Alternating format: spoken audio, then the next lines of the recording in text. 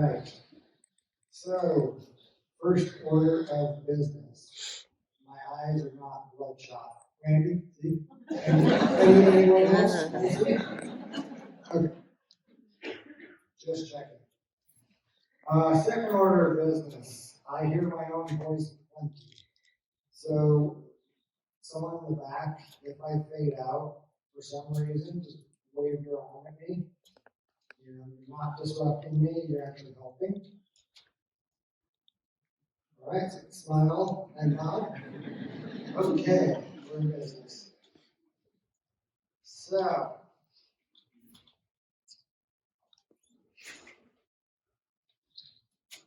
no matter the country, passport control always takes so long that it seems as if they're punishing you for daring to want to leave the country.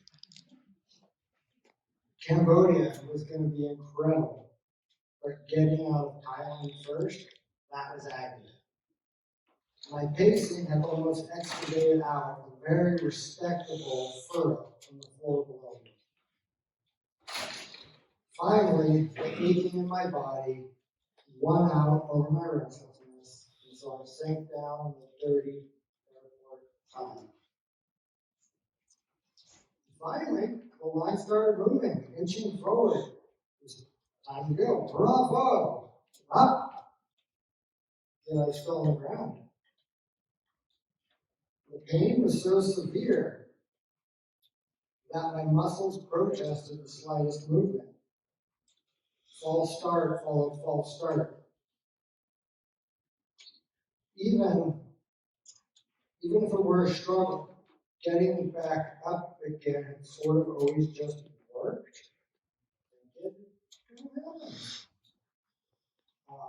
It was if I were trying to stand on Jupiter. And being a geek, that would be a conversation I'd love to have with you. But my legs wobbled, bellowed in pain, and gave out.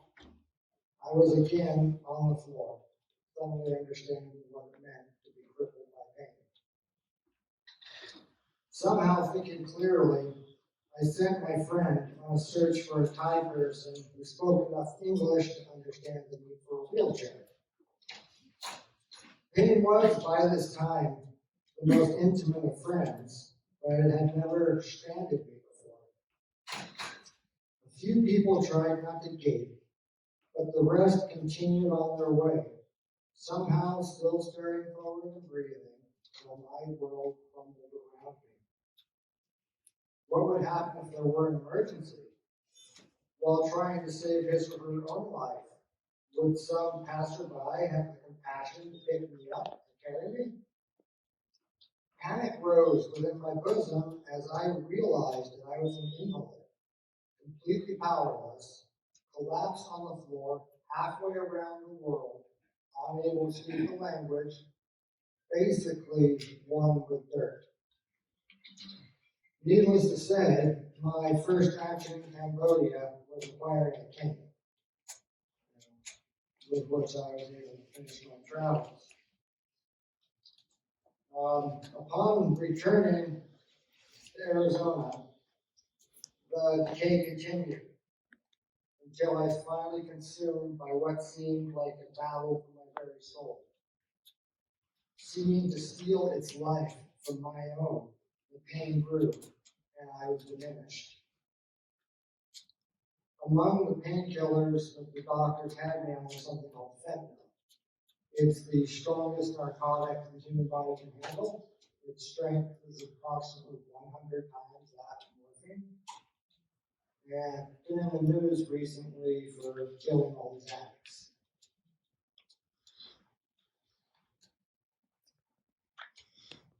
So, my days consisted of shuffling around on my cane and hoping that I did not have to use a restroom away from home and my elevated toilet seat.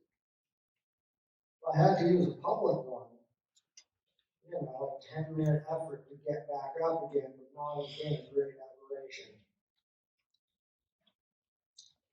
The horrendous pain, fatigue, and the effects of the narcotics soon hobbled my mind as well. Here I was trying to finish a PhD in the top hydrology program in the country, but could not even pass an undergraduate exam. In a desperate attempt to make my mind work, my physicians put me on amphetamines. I hope nobody under the sound of my voice understands just how much substances like this chew you up and spit you out on the floor, broken. My dad had been a drug addict, so I had seen and suffered through what they had done to him. So my having to get on some of the same substances was crusty irony indeed. But what could I do? It was this or spend my life in bed, much of it moaning, for the rest of my life, which was no life. Then my doctor broke the news to me. I was not going to get better. This was my life. The prognosis was that I was never going to be able to walk unaided again and never be able to work a full-time job. Disability would be my bread and butter. Please understand, I'm not trying to paint myself as a noble picture. I always worry about that when saying this sort of thing. But what I wanted to do with my life, the reason for which I was getting this PhD, I wanted to do water humanitarian work. I'm just basically a human rights guy. So I wanted to do water humanitarian work. I drifted out there. And so the thought of instead becoming a festering lump on a log, absolutely useless, infuriating. I knew that sitting around without purpose would destroy me. Consequentially, I refused to get on disability and instead continued with my studies, knowing that the probability of my finishing them was vanishingly small. There's not time here to go into the details. So I will just say that one of the ways I held on through the surrender today is torrent of darkness. As dramatic as that sounds, the best term I can think of. Was small things, like my disabled parking. I got a temporary placard behind the window, as opposed to a permanent license plate. I refused to buy my own wheelchair.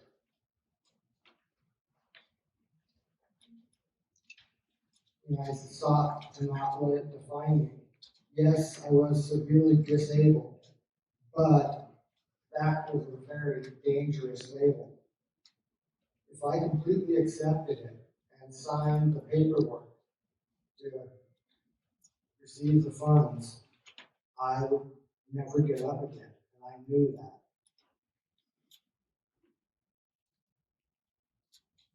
So, fast forward. My unexpected miracle came, in part, and I started improving, itched the cane, and progressed in my degree. My advisor and I knew that I had to take advantage of this uptick in my health because it might not last. We knew I had to get a permanent job with benefits. So, on his advice, I left one semester short, finishing my PhD, and after 11 and a half years of trying to get it, mind you, and took a job on the last one. And I want to add that I competed for that job. I did not use Schedule A. I refused to use Schedule A.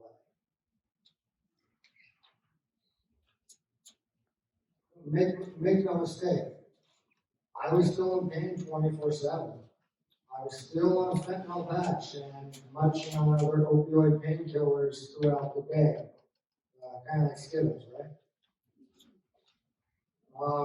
It was a huge struggle. but I was not supposed to be able to do it. So my colleagues on the last one were extremely understanding, impressed that I was trying to make something in my life instead of sitting on disability. And they supported me in truly touching ways. Reasonable accommodations were often lifelines. Although I do have to say that the process of trying to get a medical reassignment was quite difficult and painful.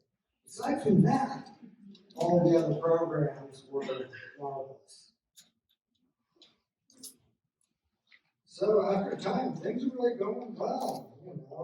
There's small upticks in my health, I'm successful at work, getting some good evaluations. But then another chapter began.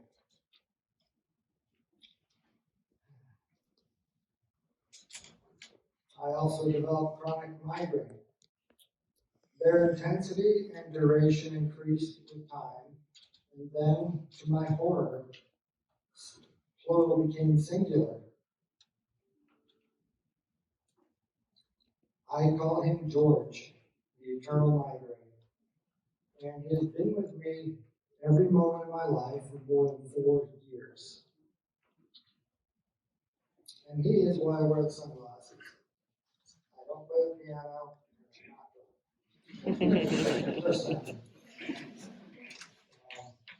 and I didn't wear them at the 2017 Brew Conference because I didn't want people looking at me and thinking it was strange. Even though not wearing them caused me a lot of pain. So it's kind of like on the golf, with light. He hates it. The sun, it burns us. For anyone that has not ever lived under the tyranny of a migraine, I just want to briefly tell you what it's like. There are the infamous nausea, sensitivity to light, smell, and sound, and exhaustion. That's what everybody thinks of. But it's also too much activity around you, stressful, overwhelmed you. And it's difficult to think, and then dredge words up. And another challenge entirely to actually get them out of your mouth. You basically want to lock yourself alone in a dark room with earplugs and pray that a meteorite strikes your house and ends your life. That's George. So, what's the problem with knowing this well and doing it? So fast forwarding again to today. George has finally learned some manners. There's the gap here is years. So he's finally learned some manners, and my relationship with him is similar to that of my other pet. They don't have names, unfortunately, but I am open to suggestions. Who should the natural brother of George be? So they never ever leave me for migraine the other parents, but I can function most of the time. Most. I'm on about 20 meds. I think the last count was like 23. But I'm delighted to say that after 12 years, fentanyl is not one of them.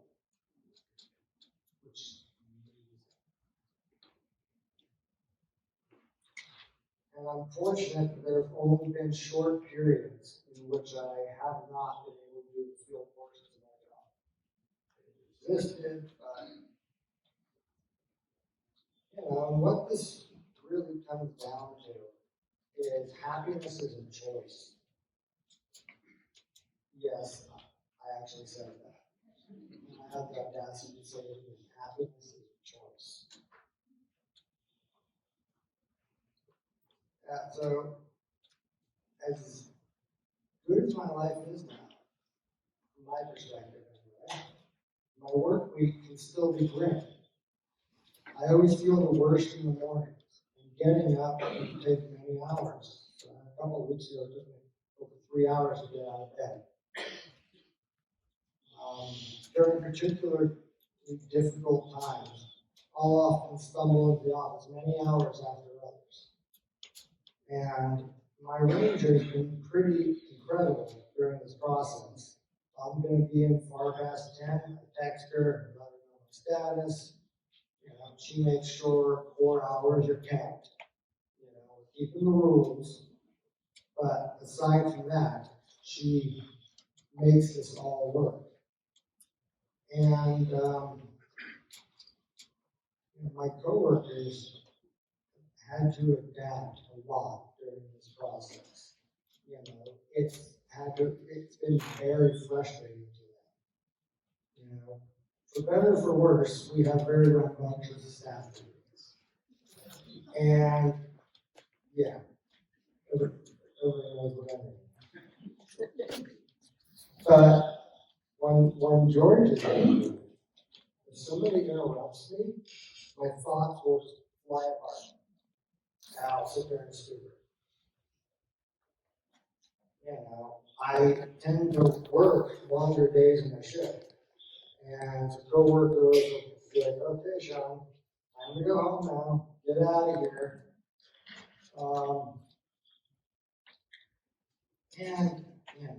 As I said, my ranger pretty much goes gymnastics to help me out. But to really bring it down to our daily level here, Monday night, I signed up to help with registration.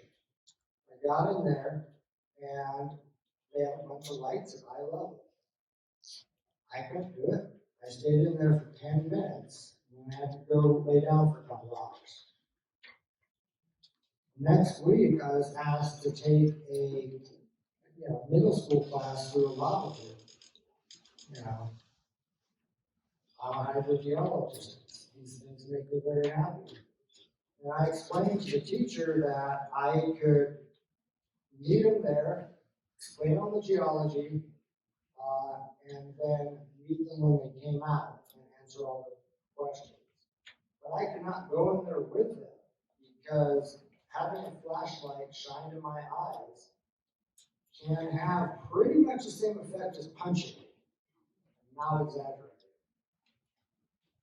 And that's how it is today after being so much better than it used to be. So, I'm very grateful to have the dignity of work and to be able to contribute my services to Smoky. I'm fortunate enough to have had 2 big bits of my hydrology work even make a difference in the regional program. I wasn't supposed to be able to work. I wasn't supposed to be able to walk. And so this is incredible. And I need to point out that if it weren't for my coworkers looking past my pack of ravenous health issues, who I am, this never could have been achieved. And now, when you hoped I was done, I'll be honest about it, I can try. I wanted to touch briefly on how I managed to do all this. And to do so, I must return briefly to where we left off.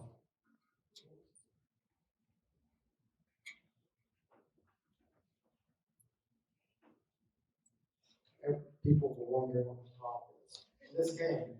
Getting this game in Cambodia.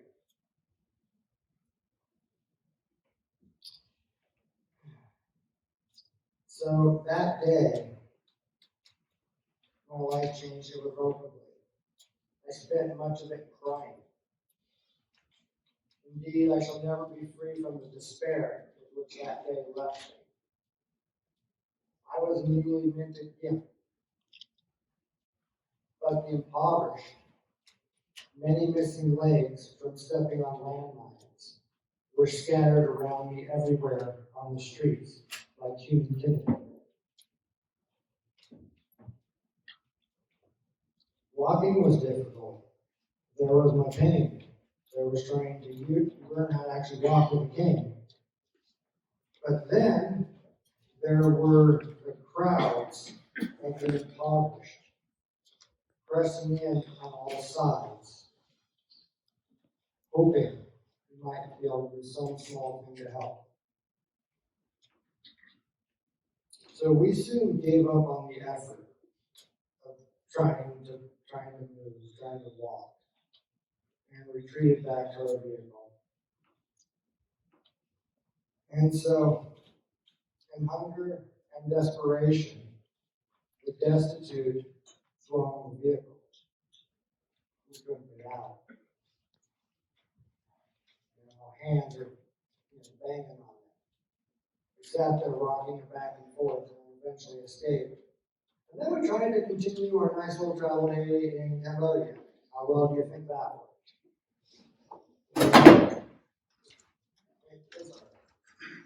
And so then, we finally went back to our hotel room and tried to process this experience. I cried for hours, but my tears were not for me.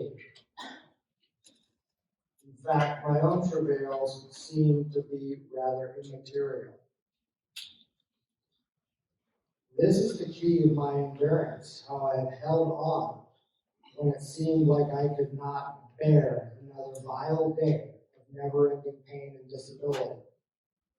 It is as if my own pain excavated out room in my heart, filling me with the need to understand and be there for others, even forcing me to look outward. Pain has been wasted if it does not open our hearts and teach us to value each other. I am standing up here today so I don't waste my pain. And it is through this opening that we get the power to endure even more pain. My salvation was looking outward. When I looked like I was going to die and I was preparing myself for death, I, like a pilgrim, went to Auschwitz, where 1.2 million people were systematically slaughtered. I returned to Cambodia, went to the killing fields, where between 1 and 1.5 billion people more were killed. Had a breakout yesterday. A new dear friend, a brother, pointed out that his grandma used to say at times of hardship, "Is it worse than Auschwitz?" And that's the mindset. So I sought out refugees, and I'm honored to hear your story and to have you with us. And I even found 2 prisoners of conscience who spent 40 years in prison, being tortured most days. Think of that, 40 years. I'm 43. And I'll tell you, the benediction of a hug from a person like that, telling you they're grateful for you and what you're trying to do to help, changes your life. My tears for them have lent me life. Again, I'm human rights goal, as I said at the beginning. So I spend every moment in pain, and I have an incredible life. I would not be half the man I am today if I had had the life I wanted. I am grateful. Thank you.